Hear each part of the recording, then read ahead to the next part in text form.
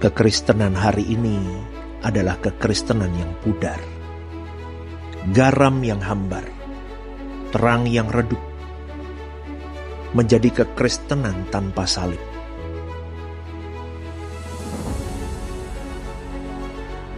Menyelimuti manusia tanpa kasih dan pengorbanan. Di kayu salib itu, putra tunggalnya, Yesus itu mati untuk semua manusia. Namun adakah manusia menghargai akan kematiannya? Seperti Yesus bukanlah lagu atau nyanyian. Seperti Yesus bukanlah slogan, namun harus berjuang untuk dihidupkan. Mengenakan pikiran, mengenakan perasaan Kristus, dan berkarakter seperti Dia, itulah kekristenan yang sesungguhnya. Hidupmu dan hidupku adalah gambaran Kristus. Tahun ini, tahun kedewasaan karakter di dalam Kristus. The powerful year of breakthrough into Christ.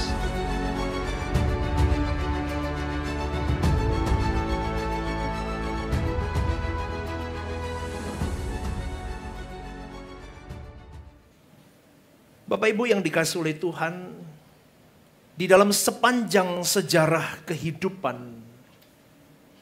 dan di dalam sejarah kerajaan Allah di bumi ini, saudaraku, ada 3 sejarah kehidupan yang begitu luar biasa. Yang pertama adalah ketika ada pemberontakan dari Lucifer. Pemberontakan Kerubim yang Alkitab sebut sebagai Hillel bin Sakhar. Itu sebagai sejarah tonggak pertama sampai adanya Paskah ini. Dan sejarah kedua adalah kejatuhan manusia melalui Adam dan Hawa jatuh di dalam dosa. Itu sejarah juga yang mengukir sampai terjadinya Paskah hari ini. Dan yang ketiga, sejarah besar dunia ini adalah penderitaan Tuhan Yesus dan kematiannya dan kebangkitannya. Itu sejarah besar yang tidak bisa dilewatkan oleh manusia hidup. Itu ada benang merah yang terhubung, saudaraku. Dan di dalam kematian Yesus itu ada satu kalimat.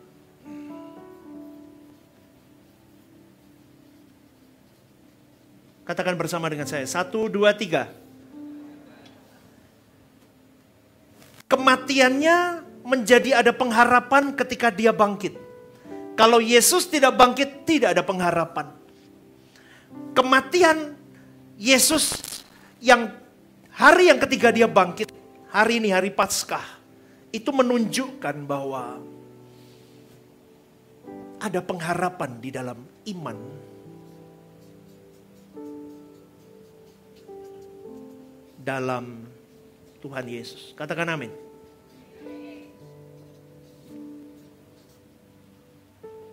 Bapak Ibu yang dikasihi oleh Tuhan, pribadi Tuhan Yesus ketika Dia hidup di bumi ini mengenakan tubuh daging, yang Dia kejar itu hanya satu, yaitu supaya Dia dibangkitkan dari antara orang mati. Kebangkitan Yesus itu membuktikan bahwa karena Dia taat, maka Dia dibangkitkan. Filipi 2 ayat 8 berkata, dan dalam keadaan sebagai manusia, Ia telah merendahkan dirinya dan taat sampai mati, bahkan sampai mati di kayu salib. Kalau Dia tidak taat, saudaraku, ketika Dia mengenakan tubuh daging, Dia tidak taat kepada Bapanya, maka Ia tidak akan dibangkitkan. Buka Ibrani 5 ayat 7. 7, 8, 9. Ibrani 5 ayat 7, 8, 9. Ambilin jadi satu. Lama kah? Oke.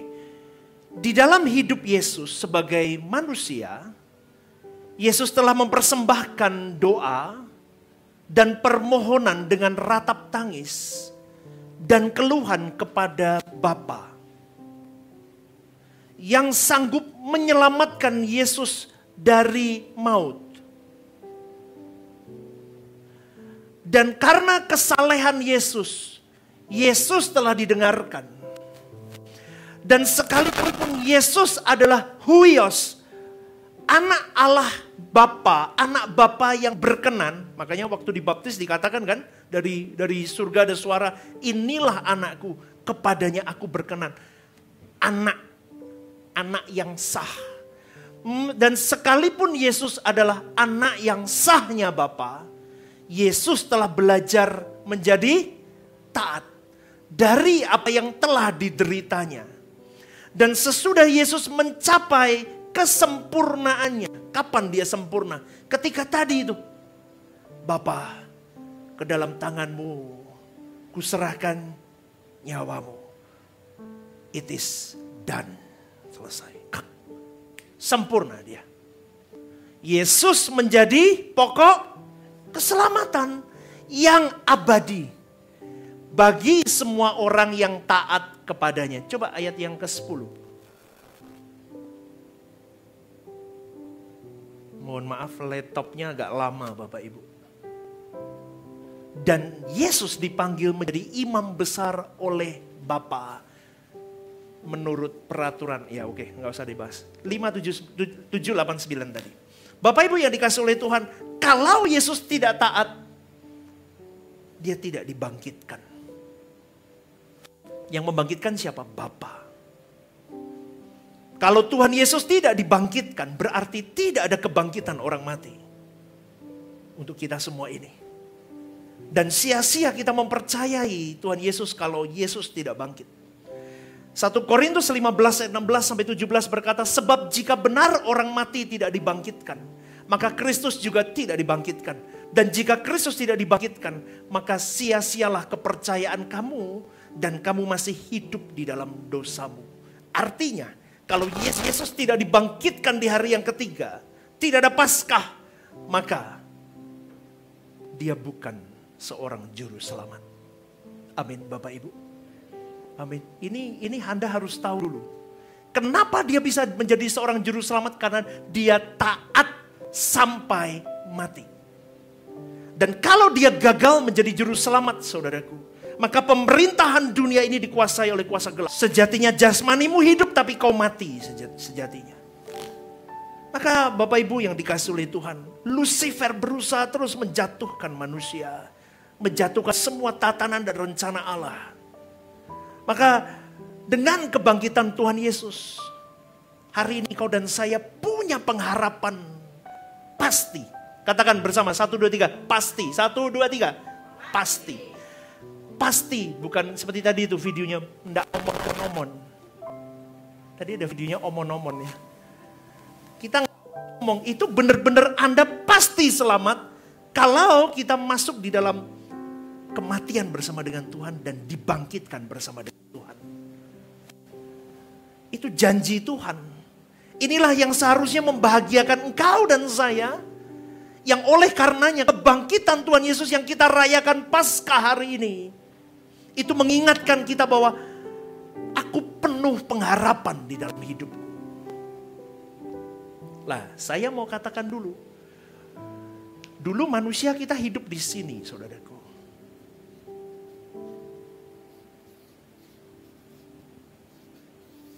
Hidup kita tentang dunia.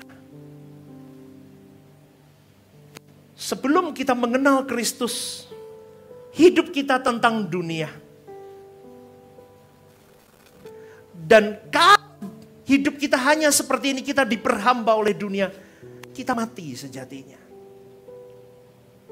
Allah Bapa tahu, Allah Bapa itu Allah yang luar biasa.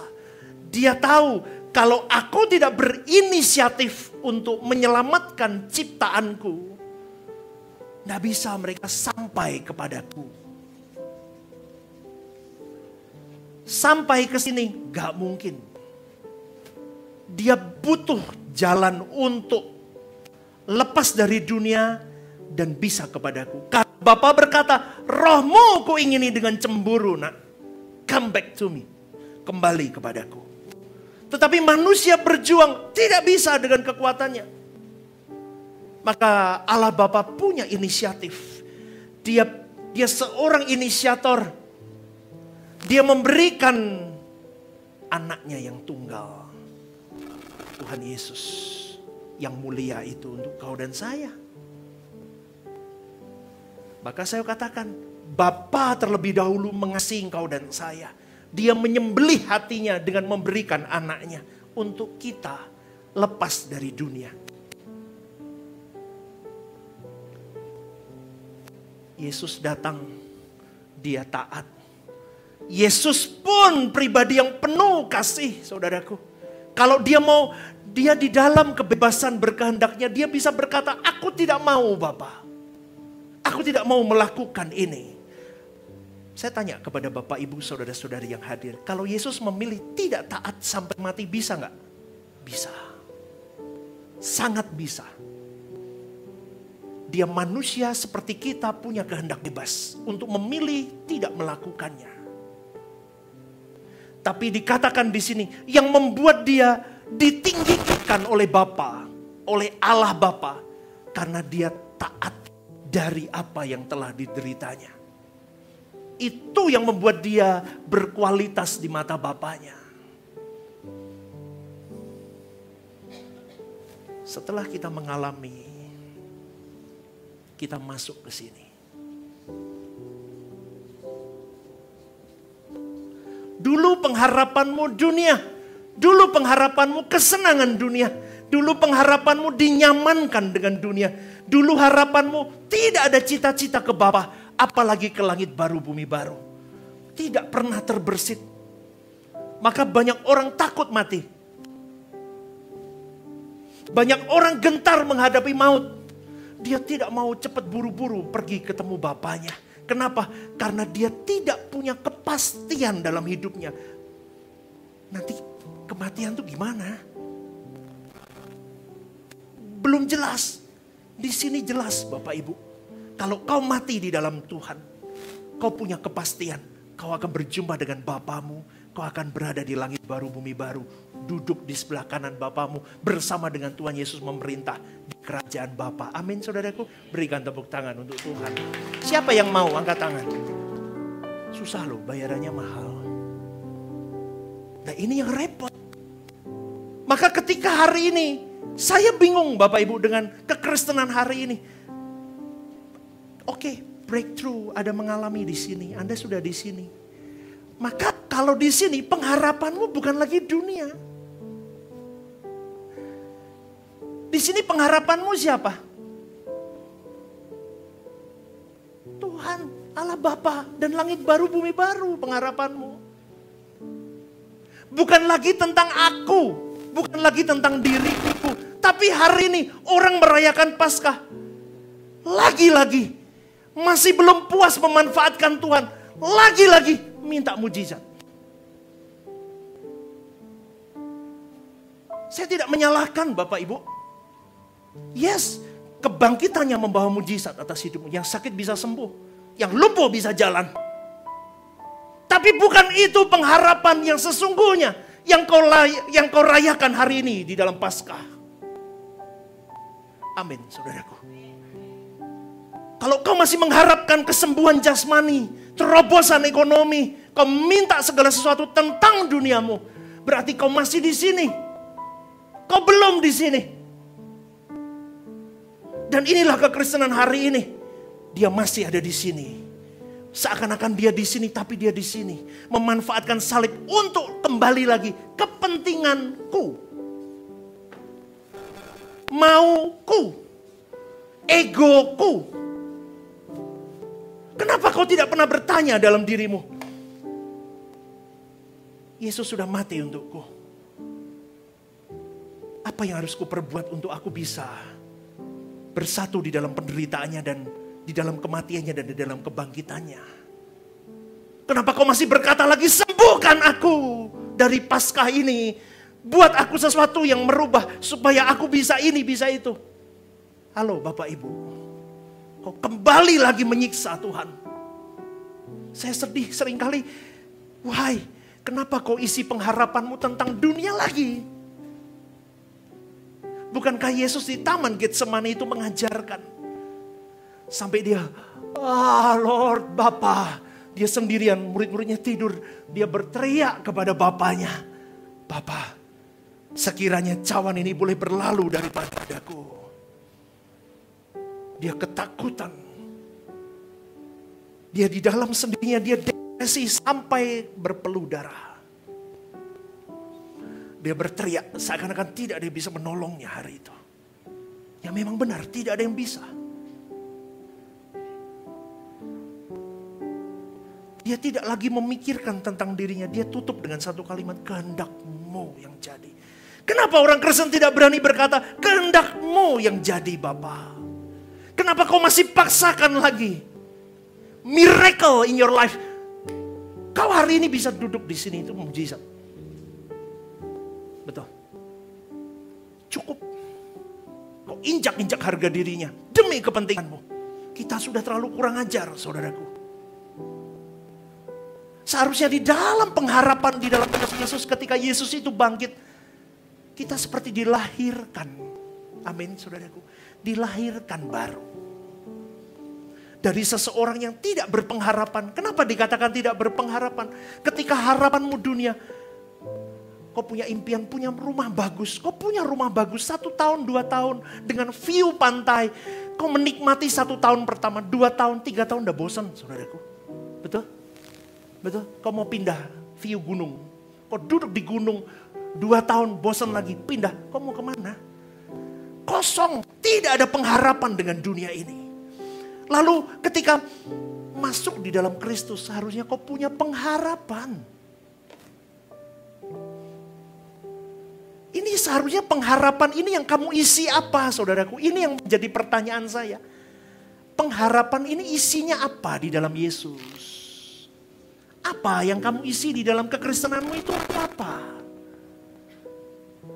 Yang sakit sembuh, yang hutang lunas, itu bukan pengharapan dalam Kristus. Saya katakan itu. Bukan, itu terlalu murah dengan dia mati seperti itu. Hanya urusan untuk melunasi hutangmu, untuk kau lumpuh bisa berdiri, itu terlalu murah. Dan Tuhan kita tidak murahan, saudaraku. Bertobatlah, berubahlah paradigmamu. Maka kita harus menaruh pengharapan, kebahagiaan kita, itu loh, di dunia yang akan datang, di langit baru, bumi baru. Kenapa? Kalau kita menaruh pengharapan kita, kebahagiaan kita di bumi ini, kamu tidak akan pernah setia kepada Bapamu. Tadi ibadah satu di dalam praise and worship saya memberikan sedikit khotbah, selingan-selingan khotbah. Tuhan Yesus bertanya kepada Petrus 3 kali, adakah kau mengasihi aku, Petrus? Adakah kau mengasihi aku, Petrus? Adakah kau mengasihi aku, Petrus? Sampai di penjara pun Tuhan. Guru, sampai di penjara pun aku siap menemanimu. Tuhan tahu kualitas mulut dan hatinya beda. Tuhan ngomong, sebelum ayam berkokok, kau akan menyangkaliku 3 kali. Ketika Yesus ditangkap, dihajar jadi bulan-bulanan. Petrus melihat dari kejauhan dan ketakutan dia. Lari tunggang langgang murid-muridnya. Hari itu, saudaraku, ketika dia 3 kali mengucapkan, aku tidak kenal Yesus. Aku tidak pernah urusan dengan orang itu. Yesus memandang dia dan dia menangis. Tetapi hari ini, saudaraku, hari ini, kau dan saya itu lebih kejam daripada Petrus. Orang yang bernama Kristen itu lebih kejam daripada Yudas. Lebih jahat daripada Yudas. Kenapa? Yudas 1 kali dia mengkhianati Tuhan. Orang yang bernama Kristen itu mengkhianati Tuhannya tiap saat.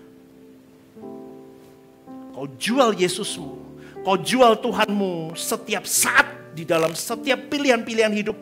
Kalau bisa menyenangkan diri, kau pilih dunia. Dan kau buang Yesus. Kita seringkali berkata Yudas itu manusia yang tidak tahu diri. Manusia laknat. Wajib itu masuk neraka. Dengar baik-baik saudaraku. Kita lebih jahat, lebih buruk daripada Yudas. Kita pakai topeng pelayanan kita. Seberapa serius kau melayani hatinya? Seberapa sering kau jual Yesus demi pelayananmu? Seberapa sering kau jual nama Tuhanmu demi keuntungan pribadimu? Yudas diberi 30 keping perak, kita lebih dari itu. Seringkali kita jual Tuhan lebih dari itu. Maka anak muda hari ini, jangan jual Tuhan karena jodoh. Amin. Jangan jual Tuhanmu karena harta. Kenapa? Tidak berbanding. Maka sekarang saya mau di ibadah ini, saya hanya mau berkata, jangan berkhianat kepada Tuhanmu. Orang akan berkhianat kalau pengharapannya dunia. Lihat ya, orang kalau Kristen duduk jadi jemaat, jadi pelayan tua, jadi pendeta kayak saya. Tapi pikirannya masih materi tentang dunia dan segala kesenangannya. Suatu hari ada kesempatan, pasti Yesus ditikung. Pasti Yesus ditikung dan dijual.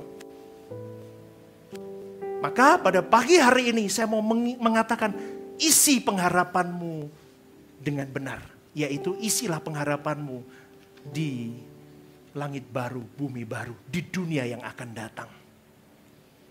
Nah, kalau kau fokusmu ke sana, kau mau sampai ke sana, syaratnya ada. Tadi syaratnya harus seperti lemes ini ibadah Paskah. Susah pastor khotbahnya, jangan gitu-gitu. Loh ya harus gitu, kalau enggak gitu enggak masuk kamu surga. Loh memang pastor penjaga surga. Kok aku dikandani ya. Mungkin aku pegang kartunya ya boleh dikasih mungkin. Saya cuma mau kasih tahu Bapak Ibu, kalau kau tidak berjuang seperti Yesus berjuang, kau tidak akan sampai baru bumi baru. Supaya sampai ke langit baru bumi baru, harapan duniamu dimatikan, hidupkan harapan di langit baru bumi baru. Amin. Kalau harapanmu di langit baru bumi baru, maka mau tidak mau itu akan memaksa dirimu masuk ke dalam kondisi yang dikatakan harus hidup kudus. Kalau nggak suci nggak bisa. Maka firman Tuhan berkata, kuduslah kamu sebab aku kudus. Artinya kalau kau nggak kudus hidupmu nak, kau tidak akan sampai kepadaku. Ngeri saudaraku. Seperti Yesus itu bukan lagu, tapi benar-benar kau terapkan dalam setiap pilihan. Mau ngomong, mikir, seperti Yesus, mulutku begini benar gak? Di dalam kesendirianmu, punya kesempatan untuk nonton sesuatu yang tidak benar, kau memilih tidak. Di dalam setiap transaksi bisnismu, kau bisa berbuat curang dan kau katakan tidak. Di setiap momen hidupmu kau bisa berbuat curang dengan pasanganmu, tetapi kau berkata tidak. Aku memikirkan perasaan Bapakku. Kalau aku lakukan ini, aku melukai dia. Aku berkhianat kepada dia. Mengubah warna jiwamu itu susah saudara. Karena kita berpuluh tahun udah rusak. Kita udah rusak. Tapi kalau kamu tidak mau melakukannya, kamu akan terbuang. Maka berjuanglah mulai hari ini. Kalau hari ini kau masih menaruh pengharapan di bumi, mulai ini pulang dari tempat ini, lepaskanlah pengharapan itu. Jadilah Kristen yang benar. Kalau kau genggam dunia sekuat-kuatnya. Contohnya orang genggam dunia itu capek saudaraku. Capek sekali dan itu melelahkan. Tapi coba lihat, kalau kau ikut Tuhan. Saya punya spidol 5. Kalau dulu saya ikut dunia, 5 ini tidak cukup buat saya. Saya kepingin 30 kali lipat. 60 kali lipat. 100 kali lipat. Betul? Sampai ayatnya dimanipulasi untuk keserakahan orang loh. Kalau 5 kali 30 berapa? 150. Wah keh Bapak Ibu. 100 kali lipat? 500. Kalau diambil satu aja, orang yang pengharapannya dalam dunia bisa stres, bisa depresi, bisa gantung diri, bisa mati nggak bisa tidur, minum obat tidur terus. Tapi pengalaman saya dengan Tuhan, saudaraku, dulu saya begitu, doa saya begitu 30 kali lipat Tuhan, 60 kali lipat, 100 kali lipat. Itu otaknya dunia terus, serakah Bapak Ibu. Sekarang enggak, sekarang saya lebih kepada apa?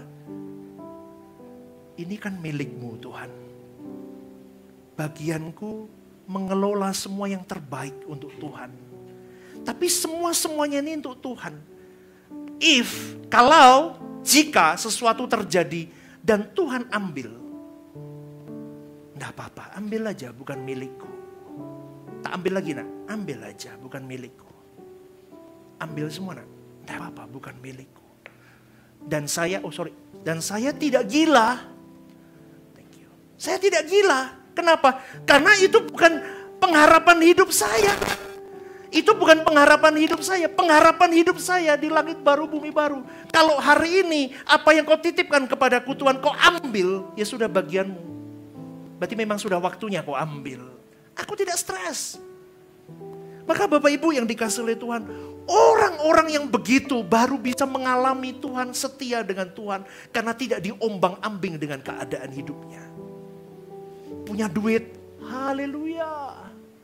Yes, Tuhan itu gak punya duit. Aduh Tuhan. Ke gereja Rehobot sih lagunya, saya mau iring Yesus sepanjang hariku. Duduk lah, wong aku butuhnya duit tok Tuhan. Aku pokoknya melu Yesus meneh sengsara lewat Via Dolorosa. Aku ndak butuh. Aku butuhnya Aku butuhnya Siapa mau duit? Malu sama pastornya, gak berani ngomong. Semua butuhnya duit.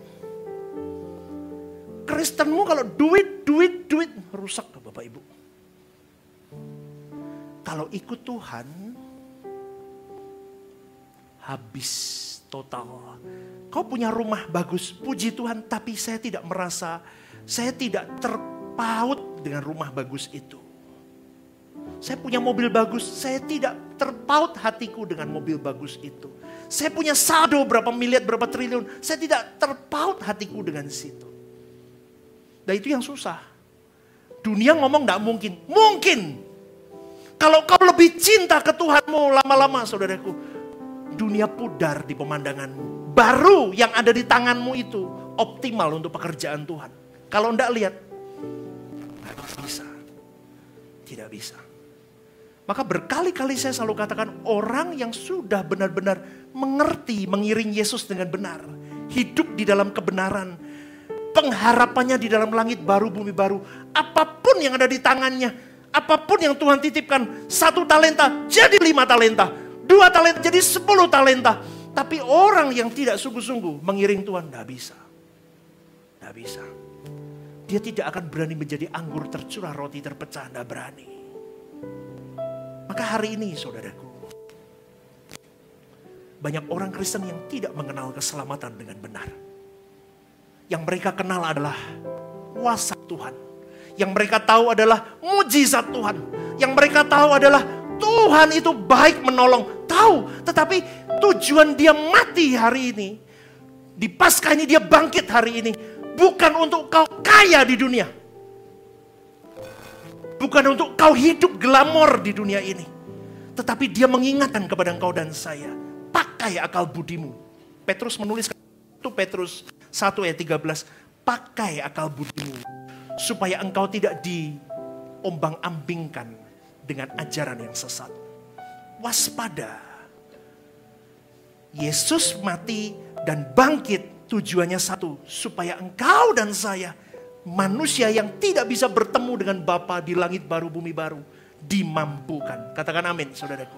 Maka perjuanglah di sini, perjuangkan ini. Hati-hati saudaraku, karena pikiran kita bisa disesatkan. Tapi melalui kesulitan-kesulitan hidup, manusia baru bisa merasakan bahwa dunia ini tidak ada gunanya. Coba bagaimana orang mau patah hati sama dunia kalau mereka tidak diperhadapkan dengan konflik masalah di dunia ini. Makanya kalau di acara kematian saya paling senang Bapak Ibu. Saya lihat orang bersedih, itu paling enak dikotbahin. Betul? Itu paling enak kalau ada orang di kematian itu nggak bisa apa-apa udah. Pasrah sama pendeta. Pastor seakan-akan seperti saya, seperti Tuhan Yesus suruh membangkitkan Lazarus. Saya cuma bisa nutup petimu. Amin.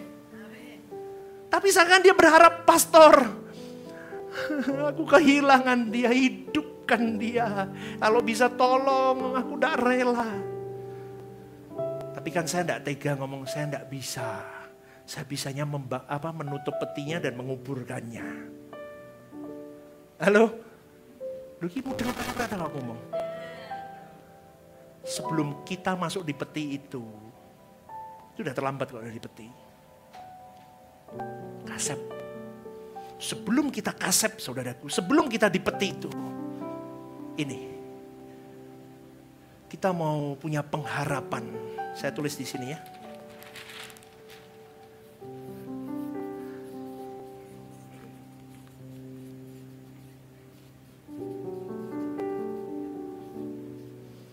Pengharapan di dalam Kristus. Kalau pengharapan kita di dalam Kristus, maka dunia tidak lagi menarik untuk engkau dan saya. Maka Paskah kali ini harus mengingatkan kepada engkau dan saya, pengharapan hidupku yang sesungguhnya adalah di dalam Yesus. Maka aku akan berjuang hidup kudus, lurus, supaya simetris dengan perjuangan Tuhan Yesus. Lah kalau Kristen tujuannya hanya untuk kaya, untuk sehat, untuk sembuh, untuk ini dan itu, untuk dapat mujizat-mujizat tentang dunia. Kenapa Yesus tidak mengalami itu? Halo? Yesus tak mengalami itu. Yesus menderita. Maka iman di dalam Kristus Yesus seharusnya ikut di dalam penderitaan di dalam dia. Supaya kau mengalami kematian di dalam dia. Artinya kematian dengan dunia ini. Dan kau akan mengalami kebangkitan. Kebangkitan manusia spiritualmu. Lebih cinta Tuhan. Lebih lagi untuk Tuhan. Itu yang seharusnya. Dan orang yang hidup di dalam kebangkitan Tuhan. Ciri khasnya gampang. Pasti hidup di dalam kekudusan. Ini urusanmu sama Tuhan sendiri. Kamu bisa tipu orang. Kamu bisa acting pakai topeng. Tapi urusanmu sama Tuhan akan diperhitungkan total sedetil-detilnya, saudaraku. Kau jangan main-main dengan hidup. Saya di sini bisa bertopeng. Di luar sana Tuhan tetap perhitungkan itu. Maka orang yang hidup di dalam kebangkitan, menderita bersama dengan Tuhan Yesus, mati bersama dengan Tuhan Yesus, dibangkitkan bersama dengan Tuhan Yesus, adalah orang-orang yang mematikan saldo dosanya.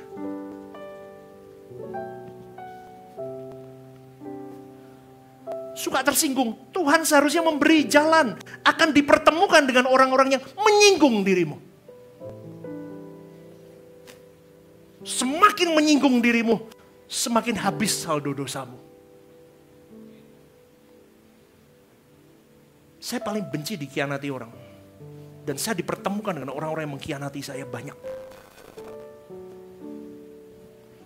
Tanya tuh istri saya, orang-orang dekat saya paling benci orang khianati saya. Tapi saya dipertemukan berkali-kali orang yang mengkhianati saya. Manis di depan, bosok di belakang. Kenceng ngomong bosoknya. Busuk di belakang. Apa kelemahanmu? Yang supaya kau merajut kekudusan Tuhan. kelemahanmu akan ditampi Tuhan, dikasih. Suka marah, dikasih orang yang buat kamu marah terus. Suka khawatir, dikasih masalah yang buat kamu khawatir. Terus. Sampai kekudusan ini permanen dalam hidupmu. Maka benar kata Tuhan, Tuhan bekerja dalam segala hal mendatangkan kebaikan. Maka periksa dirimu tiap hari. Kalau kamu tidak berani masuk di dalam kekudusan, kamu tidak akan nekat untuk masuk ke langit baru, bumi baru. Gak berani, saudaraku. Tapi orang yang sudah ambil bagian di sini berani. Jangankan masalah-masalah dunia, mati pun tidak takut. Mati itu sesuatu yang ditunggu oleh orang yang menderita, mati, dan dibangkitkan di dalam Kristus. Tapi hari ini orang Kristen masih takut mati. Kenapa? Karena kau punya harapan di dunia. Belum punya ini. Belum mau mati dulu. Aku belum nikah, pastor. Aku belum ngerasain nikah. Nah kalau memang gak dapat jodoh terus mau apa? Kau mau tunggu. Kalau saya pernah ngomong sama satu anak muda. Lah kalau kamu dipanggil Tuhan, yo mau pastor, aku mau gentayangan aja, lu kurang ajar kamu. Aku mau jadi roh gentayangan, belum puas jiwaku katanya. Oh lah ngawur ini. Segala hal saudaraku, kalau orang belum dapat dunia, belum mau mati, tidak merindukan langit baru, bumi baru. Yang sudah punya dunia, tidak mau mati di zona nyaman. Ngerti gak sih? Yang belum punya dunia, yang masih memimpikan, kepingin kaya, kepingin terkenal, kepingin dihormati orang, kepingin punya gerejanya besar, kepingin jadi ketua sinode, kepingin jadi ini. Itu nanti ya saudaraku ya, gak mau pulang. Saya siap, kapanpun siap, udah siap saya. Tapi orang yang sudah punya semuanya, ini saya pakai contoh saya aja biar gampang, tidak melukai siapapun. Mau gerejanya gede, jemaatnya banyak, ribuan. Itu nanti kalau sudah begitu kadang gak mau pulang karena terikat sama dunia. Yang dulunya berjuang di dalam kekudusan jadi gak kudus. Wah repot saudaraku, repot. Maka Bapak Ibu yang dikasih oleh Tuhan, taruhlah seluruh pengharapanmu, kebahagiaanmu di sana itu, di langit baru, bumi baru. Tuhan Yesus itu seperti jembatan untuk kau bisa ke sini loh. Tanpa ini nggak bisa. Maka saya paling jengkel benar kalau ada suasana Paskah kemudian tuntutannya kesembuhan. Saya kurang cocok saudaraku. Tahu memang Tuhan dengan bilur-bilurnya bisa menyembuhkan, tapi bukan itu. Paham gak sih maksud saya? Ojo ngono meneh toh mbak Tuhan. Jangan gitu lagi dong.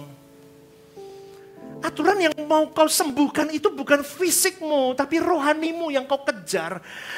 Hamba Tuhan harus tahu itu. Kau bidik di spiritualnya, bukan di fisiklinya. Kalau orang sembuh saja dan belum mengalami pembaruan budi dalam Tuhan, roh jahat kembali lebih jahat dan dia lebih sakit. Paham gak sih? Rumah itu kosong dibersihin, oke pergi setan itu. Tapi kalau tidak dibentengi kuat, dia akan kembali 7 kali lebih jahat. Kau jangan sembarangan Bapak Ibu, hidup kekristenan itu gak gampang, tapi pasti. Maka perjuangkan itu. Seperti Tuhan Yesus berjuang memperoleh kebangkitannya. Kau dan saya harus berjuang memperoleh kebangkitan spiritual kita.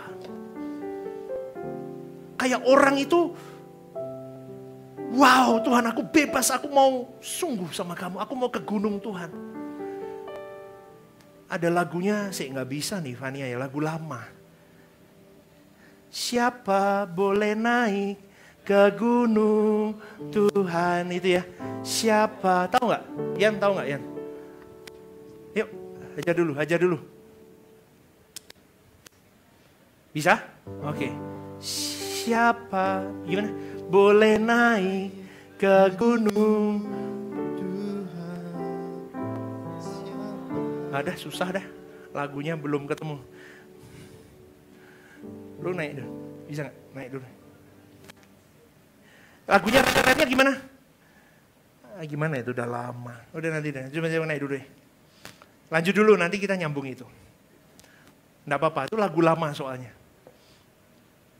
Siapa boleh naik ke gunung Tuhan? Siapa boleh datang menyembah Dia? Hanya orang-orang yang suci hatinya, yang rindu menyembah Dia. Orang di awal, yuk. Siapa boleh naik ke gunung Tuhan? Siapa boleh datang menyembah Dia? Hanya orang-orang yang suci hatinya, yang rindu menyembah Tuhan. Sembah Tuhan, katakan. Sembah Tuhan, sembah Tuhan, ku sembah kekudusan nama-Mu. Oh, sembah Tuhan, sembah Tuhan, ku angkat hatiku sembah Tuhan. Sembah Yesus, katakan. Sembah Yesus, sembah Yesus, ku sembah kekudusan nama-Mu. Oh, haleluya. Sembah Yesus, sembah Yesus, ku angkat hatiku sembah Yesus. Oke ya, silakan kembali lagi ya. Fania belum tahu lagu itu, nggak apa-apa. Sembah Tuhan, lah kita sembah dunia gimana? Maka nggak bisa kudus kita. Maka dari hal ini Paulus berkata di dalam Filipi 3 ayat 10-11 begini.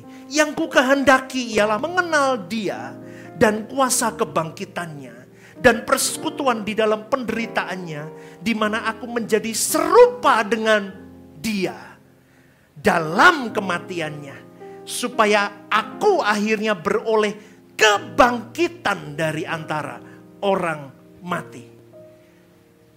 Bapak Ibu, kalau kau memiliki pengharapan di dalam Tuhan, kau merajut kekudusan, kau matikan saldo dosamu, maka kau akan mengalami yang namanya kebangkitan.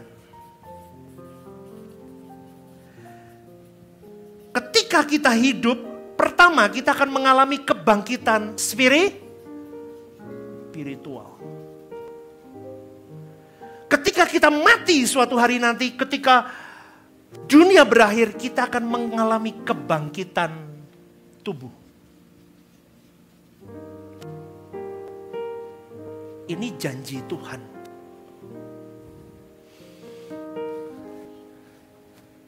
Spirit, oh kok jadi spirit ya? Spirit itu kan minuman.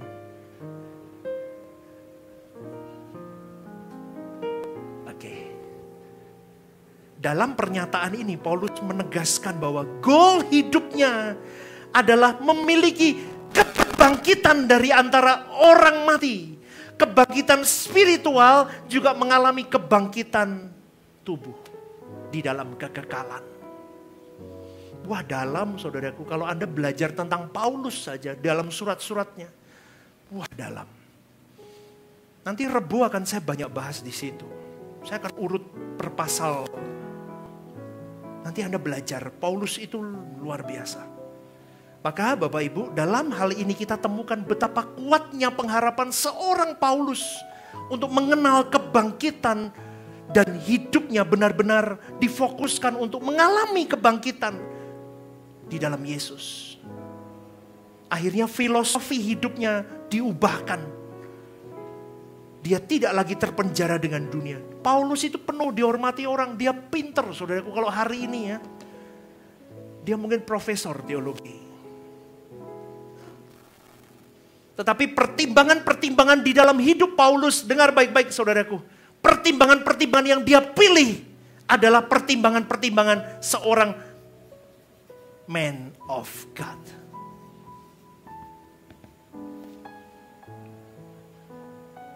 Dari muda, kau harus begini anak muda. Kau pilih hati Tuhan ketimbang yang lain. Kau lama-lama jadi man of God-nya Tuhan. Maka di dalam renungan pagi saya pernah berkata begini.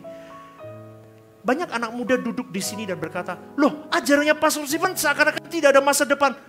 Hei salah, kau ikut aku dengan ajaran begini. Kau punya masa depan yang gilang gemilang bersama dengan Tuhan. Ngerti gak saudaraku?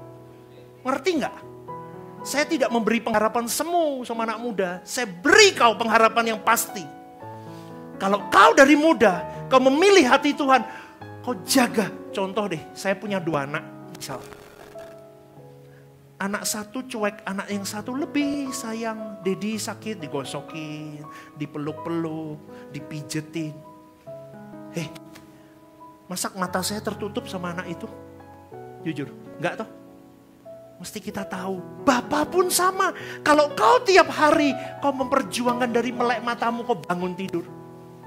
Sampai kau mau bobok malam. Kau hati-hati sama Tuhan. Temenmu mau bergaul model apapun, kau jaga. Anak muda habis waktu scrolling. 24 jam hidupmu, berapa jam kau scrolling? Hitung mulai sekarang. Ayo berani hitung? Hitung. Saya yakin 12 jam kau scrolling sendiri itu habis. Saya ulang. 24 jam kau hidup. Scrolling HP-mu itu bisa 12 jam setengah hari hidup. Pertanyaan saya balik lagi, berapa jam kau doa?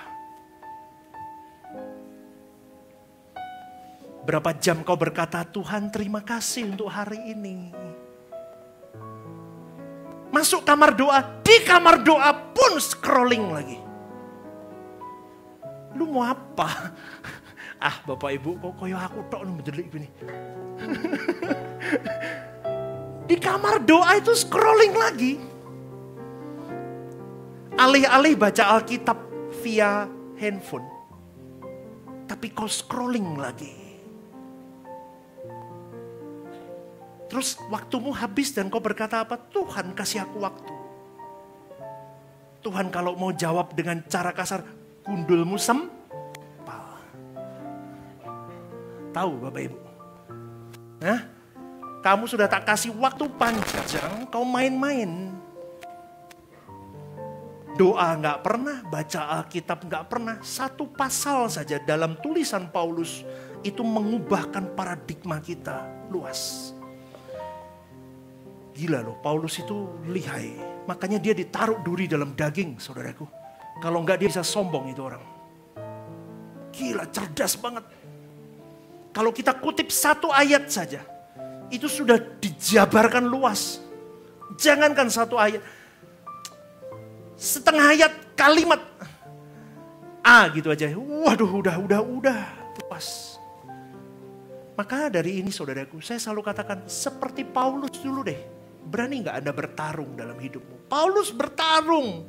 Dia pertimbangan-pertimbangan hidupnya, dia mau jadi man of God. Yang sudah memindahkan hatinya ke surga. Aku gak mau tertanam dengan dunia ini. Nah ini loh anak muda ngomong, lera harapan tak ikut pastor berarti. Kan gak boleh kaya. Loh kaya lah, harus kaya. Nah kalau gak pekerjaan Tuhan siapa yang biayain kalau kamu gak punya duit? Pia-pia, pastornya mumet dong. Halo? Lu kira setuju gitu aku kayak kaya, harus kaya, amin. Diberkati Tuhan finansial, amin. Amin toh. Lah maka dari itu berjuanglah, kerjalah maksimal. Bukan untukmu, bukan untuk kesenanganmu, tapi untuk Tuhan. Ketika kau dapat berkat jasmani, dapat uang, bukan untukku, Tapi ini titipan Tuhan. Apa yang harus aku lakuin dengan rupiah ini Tuhan? Paham gak sampai sini?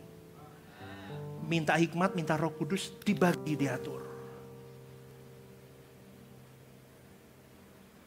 Kalau itu terus, Tuhan bawa kamu naik. Ini yang saya sebut dengan jadi man of God. Tapi sayang sekali orang tidak memperdulikan hal ini. Dan kebangkitannya hanya berhenti di dalam keinginan diri dan tentang dunia. Maka pada pagi hari ini, saudaraku, saya tutup dengan satu kalimat. Paskah kali ini, kebangkitan Yesus itu benar-benar ada. Benar-benar, dia benar-benar hidup. Tetapi apakah benar-benar kehidupan Yesus itu menghidupkan dirimu atau tidak? Dan menghidupkan atau tidak dirimu itu sendiri adalah pilihanmu sendiri.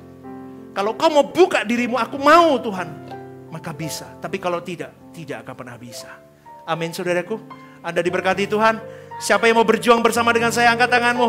Berikan tepuk tangan yang terbaik untuk Tuhan. Yuk bangkit berdiri Bapak Ibu. Ibadah Suara Kebenaran setiap hari Rabu jam 6:30 malam di Gereja Sentral di Mall Lantai UG. Ibadah Raya setiap hari Minggu jam 10 pagi di Gedung Gereja Sentralan Mall Lantai UG, disertai ibadah anak dan teens.